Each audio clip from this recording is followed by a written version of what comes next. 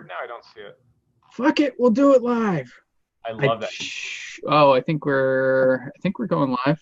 We're on Zoom, so it's all confusing. But Oh yeah, I see it. Now it's live. yay. Hi everybody. I think Zoom might be better than BeLive, to be honest.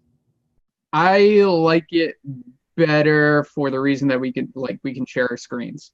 Yeah, and there's no delay when people ask questions and stuff. But the Is there? comment, well, when people Wait, ask, where can I see people ask questions? so in the Zoom chat. It shows up in the Zoom chat? Well, it doesn't go on the Facebook chat. That's what I was gonna say. People can ask you questions immediately in the Zoom chat, but I don't think it goes in the Facebook comments. So What? I'm not inviting people to this to the Zoom link. It's just live. oh, Like we're live. We're live right now. We're totally fucking this up. we barely have an understanding of the tools that we use on a daily basis. It's just fundamentally elementary surface level. I don't think anybody does. And then they make up excuses. And then just when marketing fails, it's just personal branding. So I like that when marketing fails is personal branding. I use that in my meetings a lot. Hey, when your direct measurable results fail, you get branding.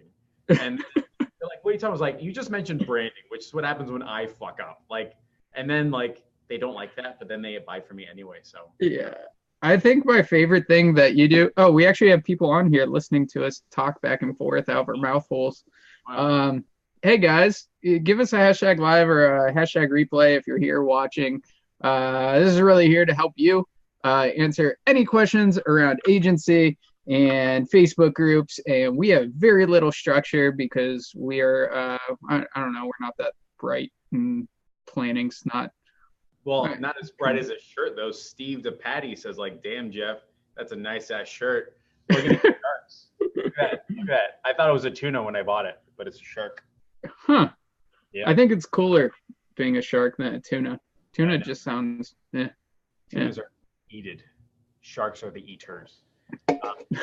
Yeah, but I don't know what we're going to talk about. I mean, we could talk about the bike shop. We could talk about the shopping mall. We could talk about... I don't know if you do want me to talk about this or ask you about it, but I thought it was really cool when I was down in Miami with you and you were talking about responding to people's comments on your advertisements that you're running for your bike shop and what have you, and how you respond to those with GIFs. Yeah. Give them a quick rundown of what you do there, if that's cool. So it's interesting how once you begin to understand how Facebook incentivizes advertisers, you can start to play those rules. A big part of the universe is understanding how the rules work and just following the rules. And it turns out that if you leave comments and replies alone, then your ad looks dead. Nobody wants to be part of it, and you miss out on that natural engagement that happens. But if you do comment, people reply, their friends of friends see it, the ad gets sent out more often, and Facebook's like, wow, you got a great ad, we're going to send it out for cheaper, versus a dead ad that they're just paying to play. And so that was the running idea in my head that I read in some book on a shelf somewhere. I was like, let's try this out and let's see what happens. And the biggest fear that everybody has is they get a mean comment, an evil comment, I don't know, this person doesn't like me, and then they reply and it's a whole 1-star Yelp shit show. And that's what I was really, really afraid of. And so what I did to alleviate those fears is I just replied back with GIFs. So whether that person was making fun of me or asking a question or whatever, I just had a GIF. Somebody said, how much is it? It's in the fucking ad. So I was like there was a GIF that was Dr. Evil saying $1 million, right? Like that type of look. And 15 people laughed. Ha ha ha, all the way down. People liked it, commented. And all of a sudden, 3 of those people signed up. And I was like, oh, that's the secret, right? So from that point on, whenever anybody replied back to a comment, they put a comment on an ad, they replied to somebody else, I was gifting them every single time.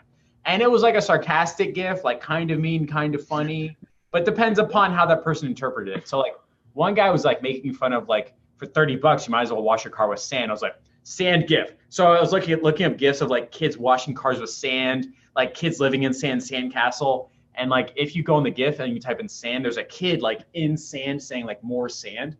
That was the response. And then you know what happened? The guy called and scheduled for a car wash. I'm like, what? What? Right? And so like every single time anybody replied, it was with a funny GIF, a sarcastic GIF.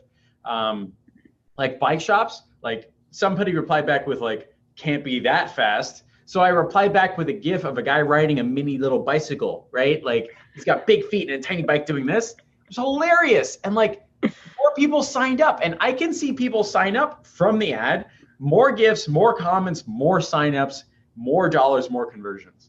Yeah. And like, I don't post on my customer's wall. I don't do any of that stuff. It's not direct measurable. It's not worth the time, but I do reply to all the comments and do it with a GIF. And what's really, really funny is now that we've got like 4 or 5 months of like data or like responses and stuff, you can see when their social media manager responds with their manager response is like, hi, Glenn, thanks so much for your response. We're so sorry you had a bad experience. Contact me. Like, it's boring, right? Nobody likes that shit. Nobody gets a response. Facebook does not take that as like quality, high driven content. Facebook takes my GIF of saying, oops, my bad. And then 20 people comment saying it's hilarious, right? And so that ends up being like a real awesome way to get extra bang for your buck, extra results, and build a real culture and communication. And with the falls, with Dadeland, with Meisner Park, with Woodlands, Texas, with Charlotte, North Carolina, I think we're doing another Bayside. We've got like 8 car washes now. GIFs every single time. And there are some people saying, I read this whole GIF train. I'm coming in tomorrow. I love it. There are some people saying I could get it cheaper down the street for $15. I reply back with a GIF of Will Ferrell going, no, from the movie Elf, right? Like that type of GIF. And we like exchange GIFs back and forth, making fun of each other. The guy goes back and deletes his original comment or edits it saying like, no, you guys are cool. I'm not going to ruin your business for you. I'm like, oh, that's great, right? Like whether they're like happy customers, angry customers, neutral customers, replying back with a GIF, not a text, but a GIF that communicates culture and excitement, then all of a sudden you're going to get more direct measurable results. And I naturally don't trust my client's staff, much less my client, to like do this.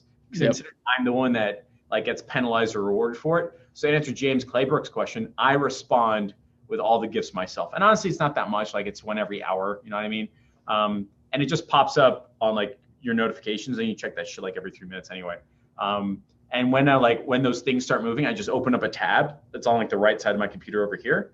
And when somebody replies back, I reply back immediately, and that turns into real dollars. So I think like if you really want to get that extra boost from your ads, reply back to those comments, even if they're mean, even if they're angry, even if they're happy, they're sad, they're just making stuff. Some people just want to be heard.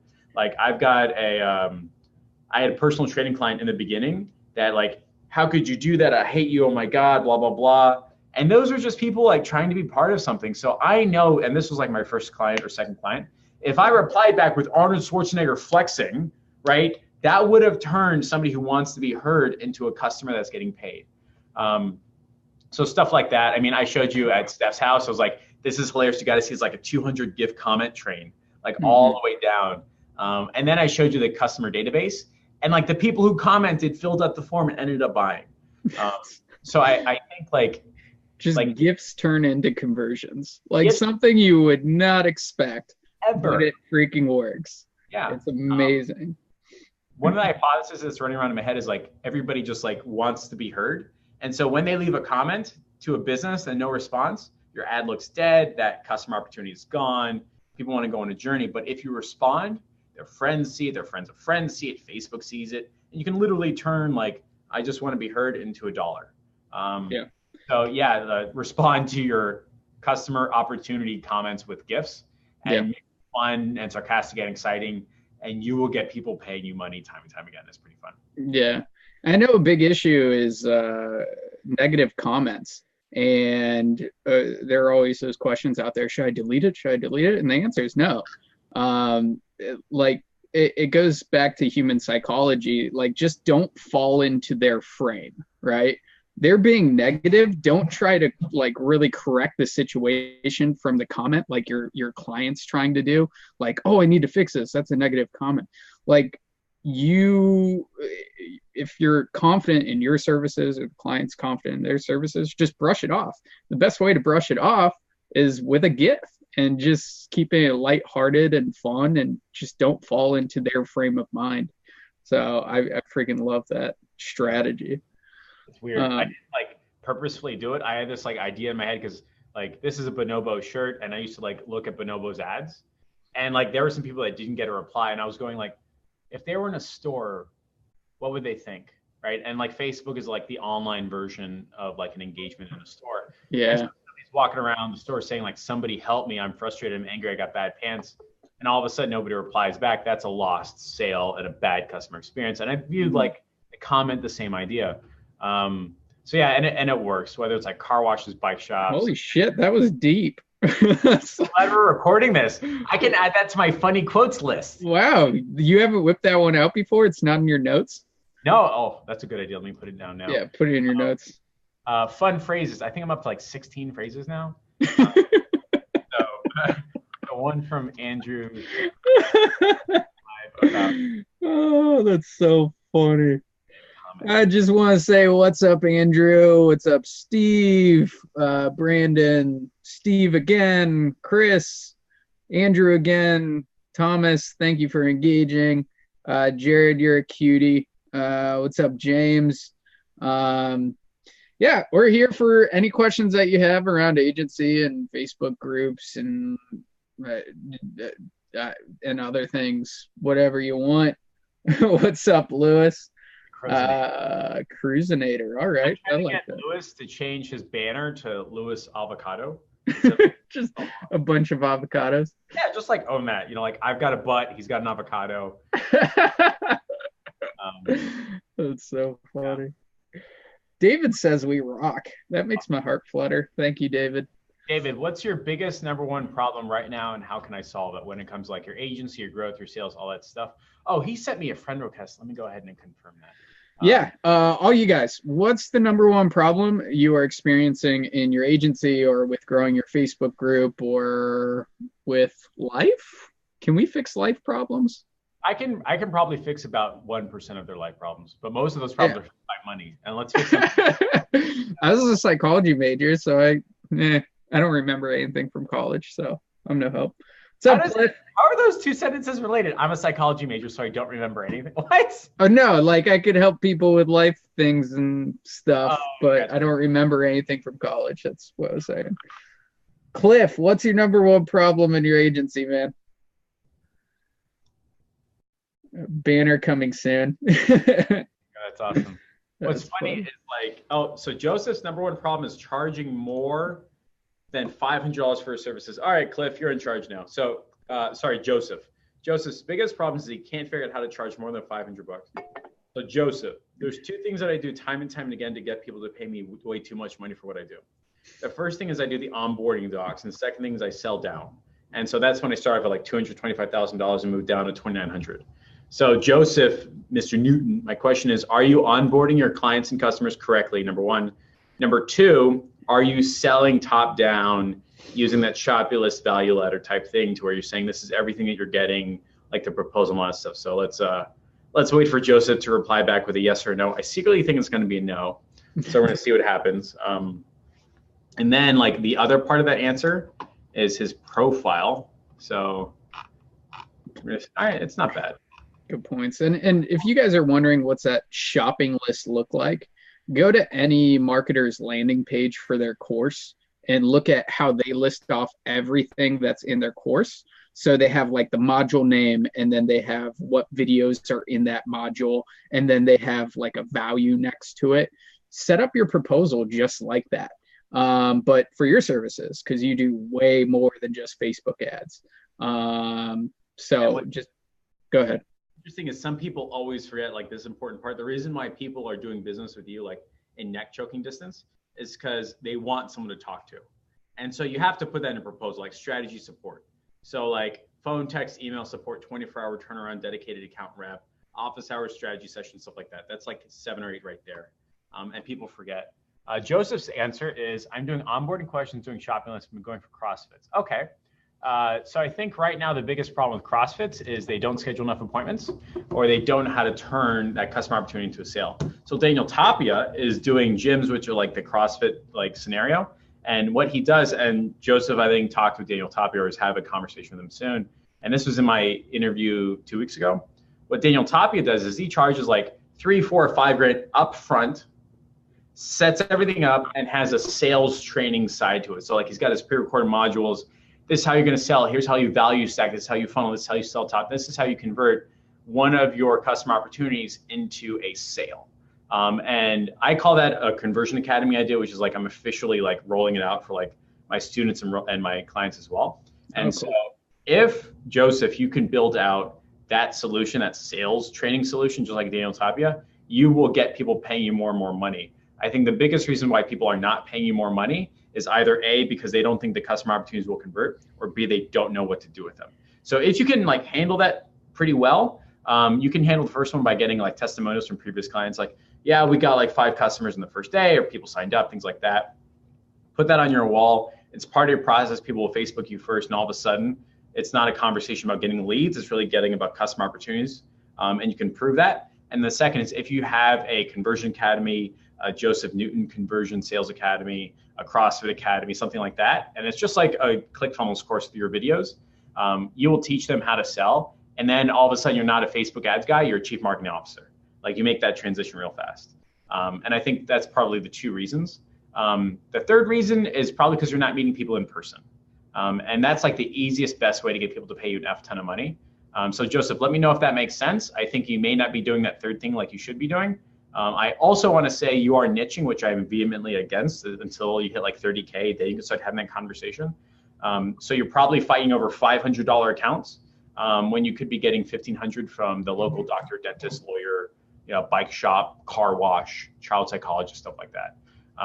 So that's just like off the top of my head. I don't even remember the first 2, but I'm glad we recorded this, so that could be a good answer. Right? We'll know for sure. Yeah. I'm not totally opposed to niching. It really depends if you have enough case studies in that niche right now. I mean, Jeff doesn't niche, makes a lot of money. Jordan Parker doesn't niche, makes a lot of money. Jordan Parker does niche, makes a lot of money. I've kind of niched and make good amount of money. So, like, I don't know.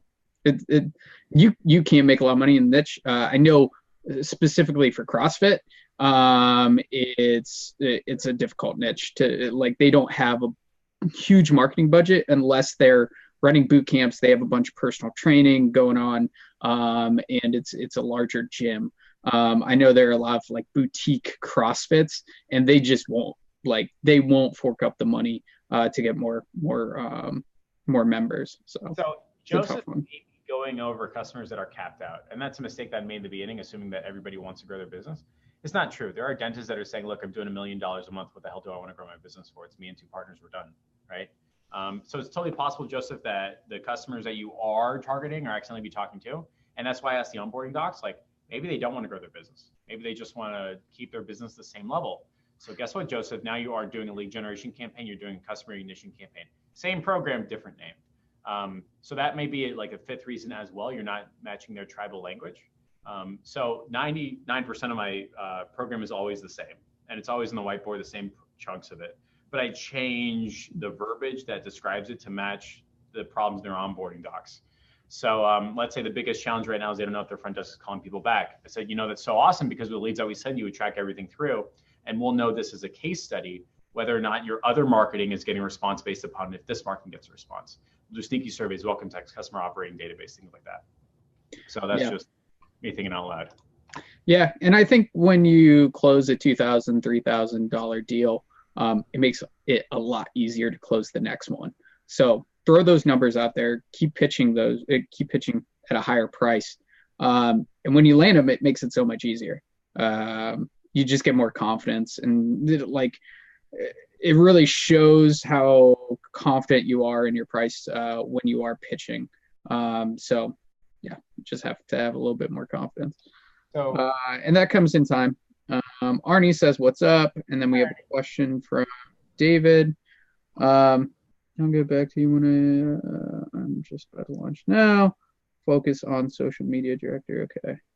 What does that mean, social media director? Does that mean like you post on people's walls? Does that mean like you make videos on Facebook? What does social media director do? What does that mean? Yeah, is that management? Yeah. That's a good question. That's not like me picking fun. I'm like genuinely curious. Like, what does a social media director do?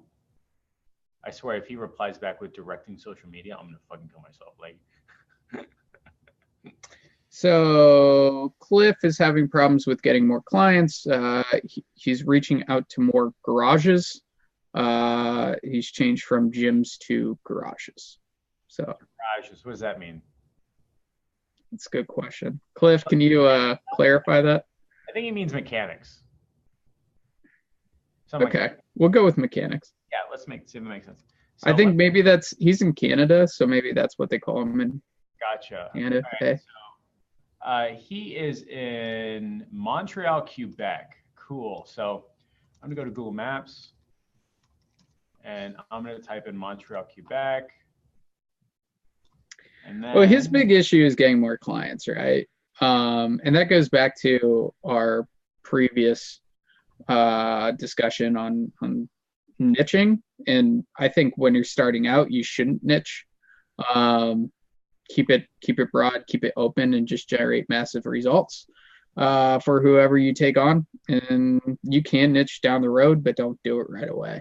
Yeah, like after 30K, like Cliff's problem, and Cliff, I'm trying to be generous, like the story that I'm building about you in my head, but like pay your bills, save some money, invest in training, keep your family fed, pay your mortgage, right? Like that's like why people do agency stuff. Like in the beginning, it's not like change the world for the better. It's like, no, I got fucking bills to pay. You know what I mean? Like let's get to 30K, have some space, and then think about bigger deals later. And so I typed in, I went to Cliff's home city in Quebec. And then I'm like, all right, so there's the Italian Chamber of Commerce, the Irish Chamber of Commerce, the Hungarian Chamber of Commerce. Down the road is another Chamber of Commerce, Cornwall Chamber of Commerce, South Dunas Chamber of Commerce, Ottawa, Orleans. Like there's an F ton of Chamber of Commerces. And I'll bet you dollars donuts if he goes and does like a real human being conversation. And as it turns out, he happens to do Facebook ads that get direct measurable results. He'll get 5 to 10 people paying him $1,000, $1,500 a month. And guess what? That's 15K right there. Really, really fast without having a conversation about niching. Yeah, he has access to your PowerPoint slides in Stupid Simple Client Acquisition. Cliff, just what was your last presentation? Sorry, go on. James said that he's going to Chamber of Commerce or Chamber meetup next week. What's a good 30-second pitch to business owners? So before I answer that, I want to say that your goal with the Chamber of Commerce should be to go as a normal human being that just happens to do Facebook ads. So like you want to grow your business like a doctor, lawyer, and accountant. Like accountants don't run around saying like, "I'll buy my services." Lawyers don't say like, "Hey, did you want to like hire me now because you might go to jail later?" Like that doesn't happen. Plastic surgeons don't say, "Let me sell you plastic surgeon stuff." They're normal human beings first, and then they happen to do other stuff as well. So when I go to Chamber of Commerce's, "Hey, my name is Jeff. Yeah, that's super cool. How long you doing business?" "Oh, that's awesome. I grew up down the street." Like you have a normal like introductory sentence. And then people say, "So what do you do?" I say, "Oh, I'm starting a Facebook ad agency." And they go, "Oh, that's cool." And then we start talking about Facebook ads. And if within like 15 to 20 seconds of that conversation, it turns out that they're on a spectrum purchasing, we text each other, calendar, onboarding docs, right? That's different than the elevator speech or pitch, because that's how you interact with normal human beings. Now, there are some times where they say, "Everybody do your 30-second pitch." Then you're going to do a 30-second pitch. Don't mix those two things up. If you're doing a 30-second pitch or elevator speech or something like that, "Hey, my name is Jeff. I'm starting a Facebook ads agency, and I guarantee 30 customer opportunities a month every month for as long as you have my services." End of fucking sentence, right? Like once you say guarantee and customer opportunities in 30, most small businesses feel like that's enough to have a conversation about that later on. What's really, really cool about going to Chamber of Commerce's is if you're a normal human being that can have a conversation about Facebook ads, you go 2 or 3 times, they'll say like, "Hey, can you present about Facebook ads?" I say, "You got it." And then 3 expert secret slide deck goes up and you get fucking table rushed. And it's like fantastic. It's like a year's worth of cold calling, cold emailing results in like 2 days. But that's kind of his answer to his question. So there you go. Cool. That was a good one. For everybody just joining us, we're asking you your number one struggle in your agency, and we're answering them. So what is the number one issue that you're having in your agency? And we'll answer them and I'll get to them. And David is explaining what a social media director is. As a social media director, I work with you on curating content, and in plain, simple form, I manage all your social media channels, growing things organically. You could also add the title agency as well. Okay, so social media director is creating content. Cool. That happens to go on Facebook. Cool. Not too different than like in the 50s, you had your, director of TV or director of like paid media, director of newspaper ads or something like that. That's how I'm filling this blank in. I wonder if director of social media that creates content is different than the director that gets you direct to measure results. Maybe they're different, right? What I found is that when I talk direct to measure results, more and more people are saying yes at a higher rate than if I talk to people about social media director. What I've learned is as soon as I have a conversation about social media, then it's like, okay, so it's a producer. Okay, cool. So when I have a conversation about social media and Facebook videos and stuff, then immediately they go on Google and type in $99 whiteboard videos and I'm out of business, right? And that's a big challenge I had as like an agency. That's different than if you've got like, $1 billion backing you, right? By like IWC or something like that. If you're starting out on your own as an agency, I would say you should push for direct to measure results. You should push for a program. Only do one thing, and that's like your program, right? And I want to say that 1 out of the 7 things that I do to get direct to measure results is the Facebook ad. If all you're doing is a good Facebook ad, you actually miss out on 6 out of those 7 things, and your campaign will not get you direct to measure results. A good Facebook ad is awesome, but you need stuff before, during, and after. And so what I do is I do customer research. I do the Facebook ad, I do the targeting, landing page, thank you page, notification, soap opera sequence, and now I'm doing a sales training academy. So you need to be doing those things, let's just say it's 7, to get those direct to measure results and have people paying you $5, $10, $15, $20,000 a month. That's different than producing videos. That's 1 out of the 7 things, right? The challenge is that like if this was like school all over again and you got an A on 1 of the tests and bombed all 6, you fail class, right? So you got to make sure that you're nailing the other 7 parts.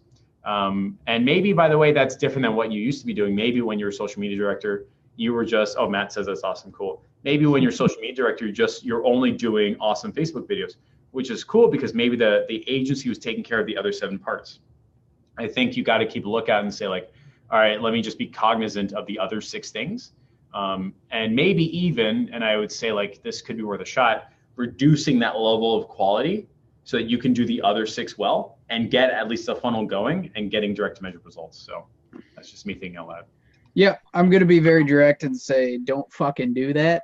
It'll take up way too much of your time. I took Ty Lopez's social media marketing agency course and had a few clients. It only worked out for 1 month because they didn't get any results from any of the content that I was posting on their Facebook and Instagram, and it took way too much fucking time.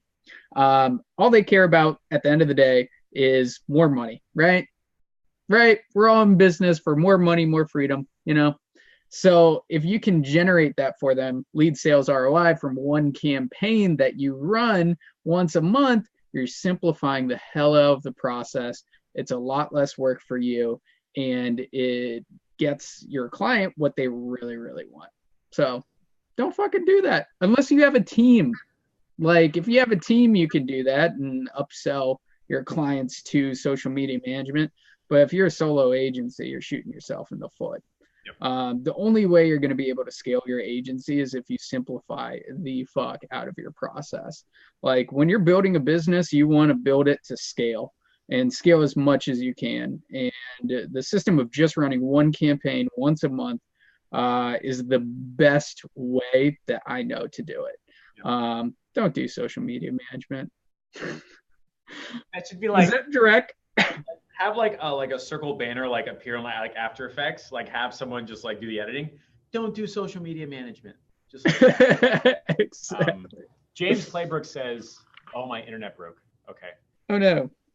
How long do you pay your 20% referral for the life of the client? So Jeff and I both pay out a 20% referral month to month for anybody who refers us to business. It's been super freaking successful for you, Jeff. And I think you pay somebody a lot of money for referrals, but it's totally worth it because she made you a lot of money, right? So I did the math, and she is on track to send me $300,000 in business this year. Oh my God, this year? This year, like what the hell? Like that's what it's tracking. So she sent 150 so far, right? Every client that I have now that has stayed longer comes from a referral. The Chamber of Commerce's that got me to like 30K, and then as it turns out, there's like one person at a chamber that like took my job as a chamber person, and then just keeps everybody happy and excited. She's like the mini Jeff, and she's referring all the business. And she gets to like be on both sides of the coin. She gets to have her own real job and go to chamber. She's a real estate agent as well. She's jumping up and down because she gets a steady check for no reason at all. I'm jumping down because I got people coming in thinking I'm awesome. And if this is the narrative before people walk in, they will sign immediately. Look, I know a guy. He's awesome. He's got a studio whiteboard. He's super smart. Look at his Facebook page. He's gotten all these results from other clients. You should meet him. And then they walk her through the building, right?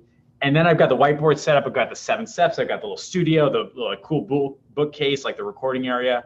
And then they go, oh my God, is this what happens to the internet? I go, I'm the guy behind the scenes of the internet. That's right, 100%, right? And then they write me a check.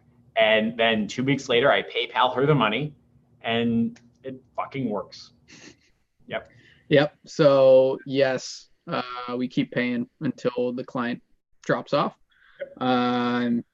Another thing, if you want to build a sales team and not pay them up front, like you don't have to pay them any money, just use this 20% referral, tell everybody about it, create a Facebook Messenger chat to stay top of mind for everybody that you mention this referral to. And in that messenger chat, you can send out sales material, you can send out new case studies that you whipped up, and you can send out questions just like, hey, did anybody uncover any opportunities this week or this month? And just follow up with them. So you have your little sales team all in one place. You're providing them with helpful sales materials, and you're just staying top of mind for them. So when they're going about their day-to-day stuff, you're top of mind for them. So when they meet their chiropractor again or their dentist, like they can refer you to that piece of business because you're staying top of mind in Facebook Messenger. And you can say you have a fucking sales team. That's pretty fucking cool. And you don't pay them shit unless they refer you business. So a little pro tip for you there. Have you started doing that yet, Jeff? I told you to. No, because I only have one salesperson. Yeah. So I just text, right? Like I haven't made it official yet. Like I'm building out the first 3 PDFs with Derek Savaria. That's coming up, like the case study thing. Yeah. And then when that's done, now I've got like the chunk, and then I've got like, all right, guys, this is the sales team, the 20%, all that stuff. I've got like 3 or 4 people ready to go. I'm just waiting on Jeff's brain to catch up with his ideas. It'll probably launch soon. Yeah. Cool. Love it. Lorraine is asking, as a solo entrepreneur, when do you think is a good time to start hiring/outsourcing when you are just starting out? I didn't That's a good start question. subcontracting, which is probably like the better term. I didn't start subcontracting until like 25 to 30K a month. And that was only after you yelled at me for like an hour. And I was like, no, I got it. It's like the gray hair is like pulling out of my head. Like, no, I got it. It's like, no, you don't. Right. And then I just hired, and then I subcontracted the Facebook ads part because I hated that the most. And I only did that when I was hitting 25 to 30K a month. I think you need to be in the tools and have a thorough, in-depth understanding of them, because you're going to get these like weird one-off questions, like especially as you start charging more. Like at 1,000, 1,500, nobody cared. At 2,000, there were some hardball questions, but at 29, 3,900, they're all hard questions. And there are questions about Facebook Ads Manager. Like, so when you start doing split testing, well, you need to go to the breakdown menu, and then it's going to show you specifically. Don't do it beforehand. You're going to fuck up the results. Do it after the fact, and then we present you a report that shows you who we believe we should who your target campaign should be targeting. And then we introduce new ad sets. That's a conversation that does not happen until you're actually in the tools. And so what's really cool is when I'm like prospecting car washes, I get to say, well, you know, in Houston, Texas, the average best car wash customer is a woman between 35 and 45. But did you know the average best car wash customer in Charlotte, North Carolina is an 18 to 29-year-old male? And they go like, oh, right? That only happens because you're in the tools.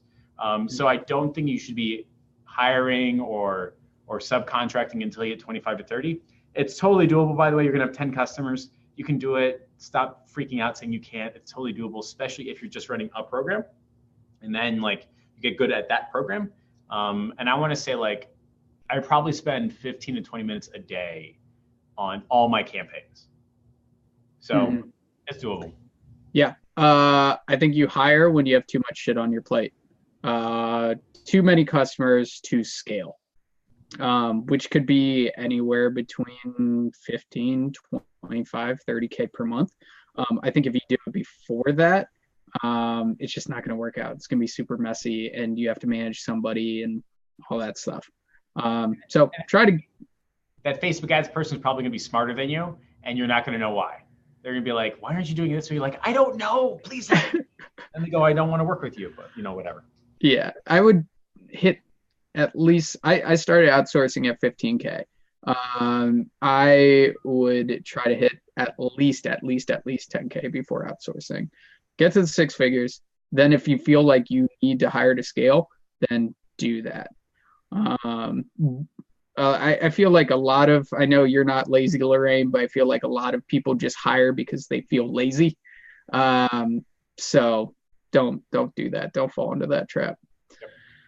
Rob is asking, how often are you bombing campaigns, aka not getting results, and why do the ones that fail usually fail? That's a really good question. Yeah, customer research. Woohoo. So I used to have like 50-50.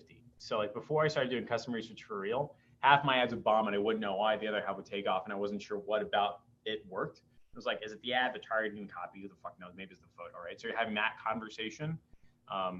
But then I started doing customer research. And the cool part about customer research is like, I follow the Ask Method by Ryan Levesque. You can get the book for like $9. Or you can pay me way too much money and I'll show you how to do it, right? And then you run customer research. You ask 5 questions. If you get between 50 and 30 responses, your campaign is going to work.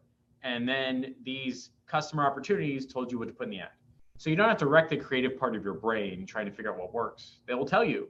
And you get between 15 and 30, your ad will work. And you'll probably get some pre-leads too, which is even better. And once I started understanding you need between 15 and 30, every single campaign has worked out of the gate. Every single one. Only 4 to 6 months later, do I then start having conversation about do I start messing around with the ad? Do I introduce a new ad set? Do I change it up? Do I do a video instead of an image? Stuff like that. My car wash ad has stayed the same for 8 months now. And only 2 weeks ago did we start doing a video ad, right? It's the same ad, right? From the customer, it's the same thing. Same ad, same location, yeah. Everything, right? And so it's been really, really cool knowing that you can pre-test your campaign by doing customer research. And then your campaigns don't bomb. Before I was doing that, it was a 50-50. And when it did work, I didn't know why. Like, I didn't know if it was the ad, if it was a landing page, and Facebook tells you too much stuff. Like, 55% of the people clicked on it, but only 32% went out there. But then the video and then the blah, blah, blah. And so now I just do customer research and my ads work right out of the gate every time. And I've got so much data. When I do have to change an ad, it's already there. I just have to assemble it like IKEA furniture. So there you go. Yeah. There's this period of time when you're starting your agency where you have good amount of your ads just flop just because you don't know how to run them. And then you come down, you create a system and about like 80-90% of your ads that you put up work awesome. And then you run into a new problem where your clients aren't closing these leads. And that I feel like is a bigger issue, and why clients drop off is because they're not closing the leads that you're getting them. And I love Jeff's process, and I actually learned it from Jeff of doing various different methods. So do you want to just go through those methods of making sure that your clients are following up and keeping them on track and having some bullets in your gun, so if you have to yell at them, you can yell at them? You have to understand from like a stereotypical or philosophical point of view that your clients will lie to you either purposefully or not purposefully. Like, your client believes that they're following with every lead. The front desk believes they're following with every lead. They're doing everything right. And it's not the client's fault. It's bad quality leads. And up until, a certain amount of time ago, I was like, well, obviously it's the leads. They're low quality. Oh my God. And then I started messing around with like landing page sizes and lead ads and blah, blah, blah. And then one day I was like, are they really calling people back? So I started calling back the leads myself saying, hey, I'm the quality assurance team. My name is Jeff. I want to make sure somebody got in touch. And then the lady was like, oh my God, I'm so glad you called. Nobody ever called me back for my voucher. I don't know what to do. I was like, oh, okay. So then I called the front desk. I was like, did you call this lady back? And she goes, of course I did. I call everybody back immediately. And I was like, oh, they're lying to me, right? And so like once I realized that my front desk and my client will always lie to me, I now realize there's certain things I can do to either show them obviously that they're lying and fix that problem. So the first thing I do is I do a welcome text. So every single customer opportunity that comes in gets some welcome text. And it's literally like, hey, this is Dr. Cohen with like Cohen Chiropractic. Look out for a phone call or text from Jessica. She'll get you set up and taken care of. And that text is sent by ClickSend to a phone number that only I can look at. And then Jessica is told like, hey, Jessica, every time a lead comes in, you have to call them back immediately. They're getting welcome text, all that stuff. And so it's really cool with the welcome text. People reply back immediately saying, thanks, we'll talk soon, all that stuff. I know these leads are real people. And then magically 2 weeks later, they get something called the sneaky survey. And this is what Andrew's talking about. The sneaky survey is magically Dr. Cohen, who's a great small business owner and wants to make sure that his customers are taken care of, sends a text saying, hey, this is Dr. Cohen with Cohen Chiropractic. I want to make sure Jessica got in touch. How's your experience? Did you use your voucher? Magically, we find out that 15 out of 30 customer opportunities did not get a phone call from Jessica. Or if they did, they didn't feel like they got a phone call from Jessica.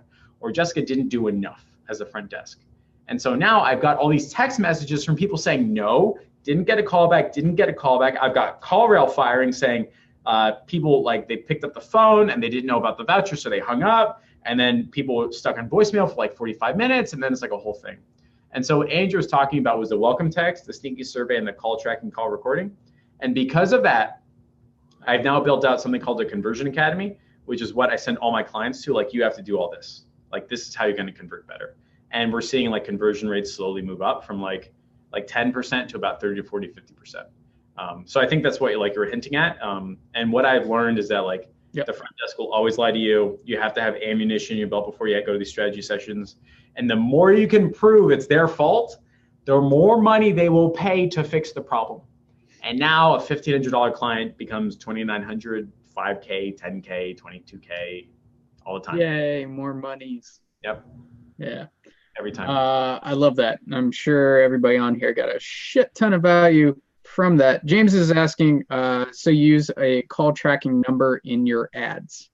In my ad, in my landing page, in my thank you page, anything and everything. I'm even now getting so callous, is that the wrong term? Verbose, confident, that I'm actually changing out their Facebook ads number to my call tracking number. They're not running any Facebook ads, so I was like, it counts. And they go, okay. And so everything that I put money in and then I'm graded on, I will be tracking. And I've had people call from the landing page.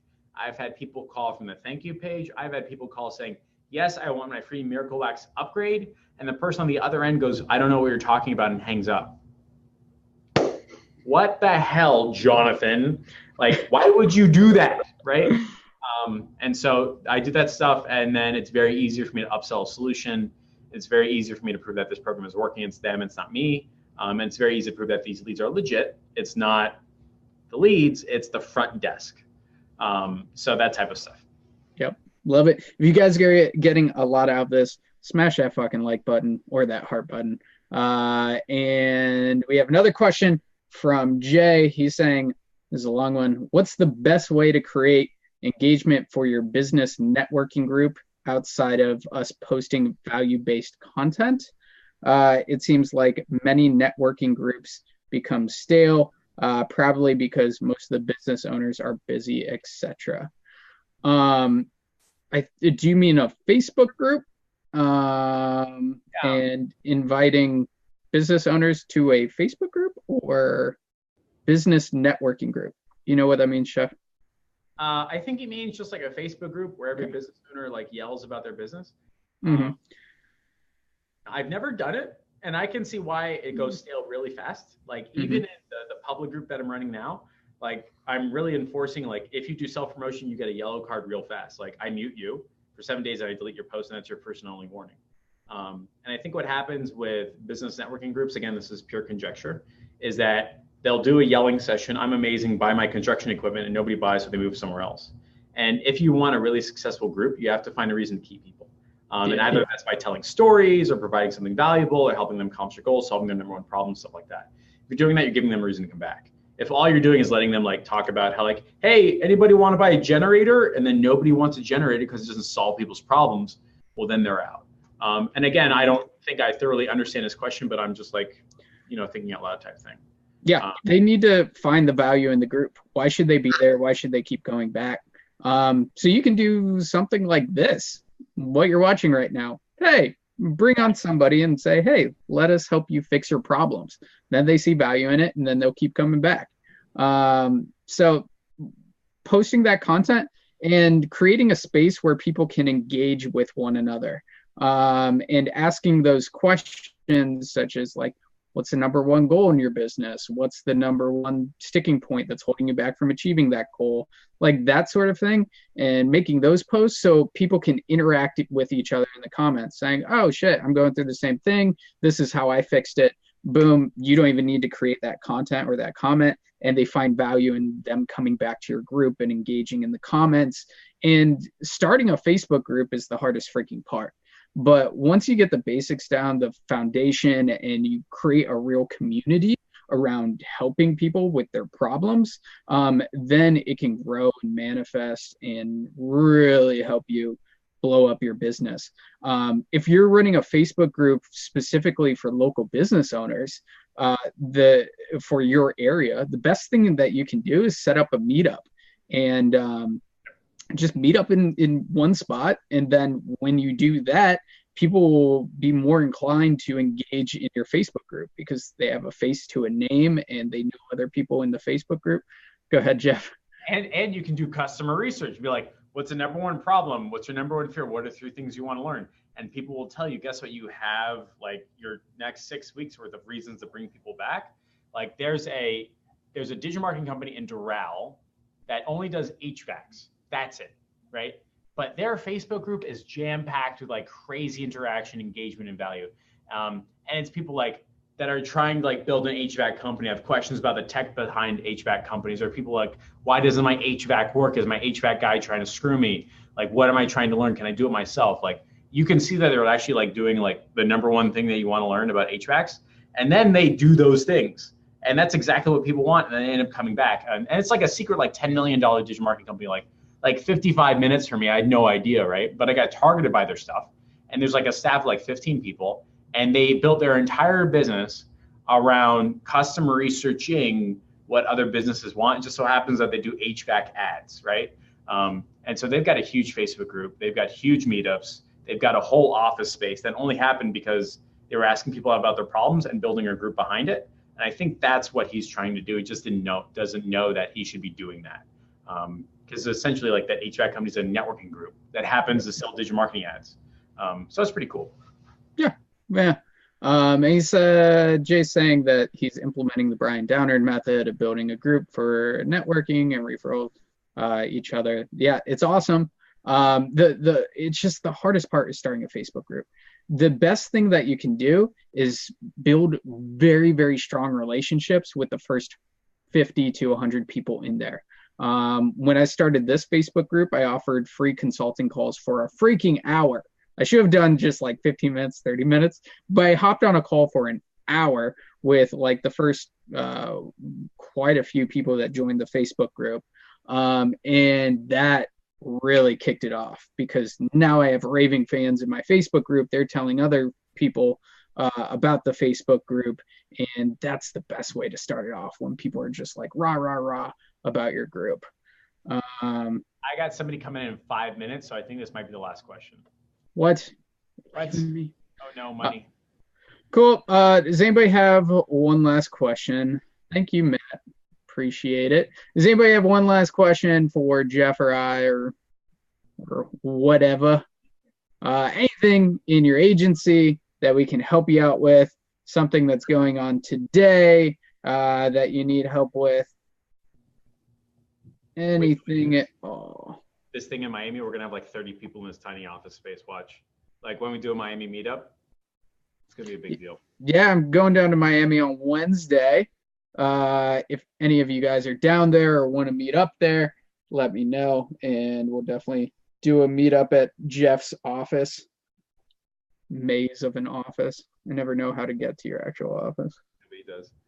Bradley says, do you even mention social media management in your services? No, I don't. No, not at all. I do zero. I do not talk about that at all whatsoever. It's simply, here's the program. Here's what I know what works. Here's going to get you the results. Here's the guarantee. When do you want to start? And there's no social media management talk about it at all. I don't want to be influenced or associated with the other side of the business. I only do direct to measure result marketing, because that's kind of like why they hire me in the first place. So don't even mix it up. So Bradley, the answer is no, I don't. Yep. And what Jeff means by direct measurable results marketing is running one campaign once a month for a business using Facebook ads as the vehicle for traffic. In starting out, like, business owners are like, can you do this? I need my website redesigned, or I need you to post on my social media as well. And kind of simply have to say, what's your question that you use when people say that? So what results are we trying to accomplish here? Yes. And then they go, I want more sales. I go, great. So that's what we're doing. Do you want me to focus on this still, or do you want me to change your banner and website? They go, no, keep doing what you're doing. I go, you got it. I love that question. Yeah. So you're shooting yourself in the foot if you're trying to take on too much for your agency, because like I said earlier, you need to build it to scale. And if you are just one freaking person with no staff, then you need to simplify the hell out of your process and focus only on the things that generate results immediately, which is running one campaign with an irresistible offer that generates lead sales ROI. Simplify it, stick to that, don't do anything else, and you'll be able to scale. Very cool. I love it. Cool. Sweet. Thank you so much for being here, Jeff. If you guys enjoyed this, hit that like button, hit that heart button, hashtag value down below. And we'll keep doing these for you if we get enough love on it. But Jeff, thank you so much, my man. And I'll see you on Wednesday, dude. See you later. Bye. See you, man.